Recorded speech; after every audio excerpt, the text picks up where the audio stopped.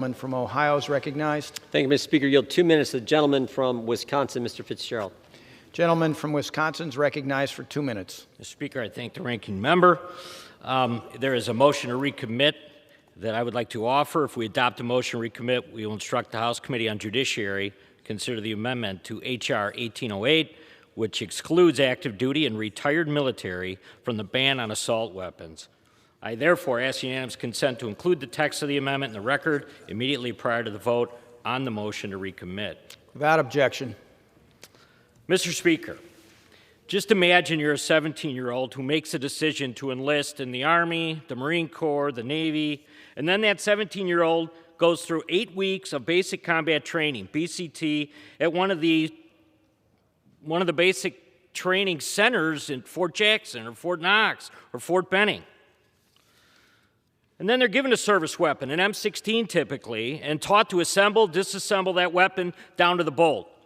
They'll go through the training with the drill sergeant. They'll be on a range, on a live fire range with this service weapon. And then the 17-year-old to go to AIT to be taught their specialty and continue to be on active duty or in the reserves or in the National Guard and then potentially deployed. What this bill seeks to do is prevent this member of the military who comes home either to the Reserve Unit or National Guard unit or on active duty from purchasing a rifle that they can use on their own. My colleagues who support the bill are saying, we trusted you to join the service. We encouraged you to join the service. But then when it comes down to it, we really don't trust you to go out and purchase that weapon. It makes no sense. If the majority is going to snub every veteran in this country by saying, we don't trust you, how can the U.S. government ask someone to enlist when they don't trust them to have the same responsibility with their own personal weapon?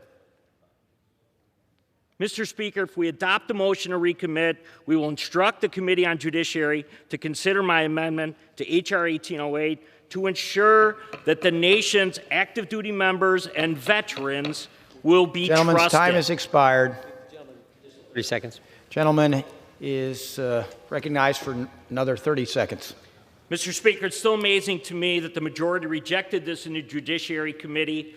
They talk a good game when it comes to veterans, but when it comes right down to it, they don't trust them. And I yield back. Gentleman yields back. Gentleman.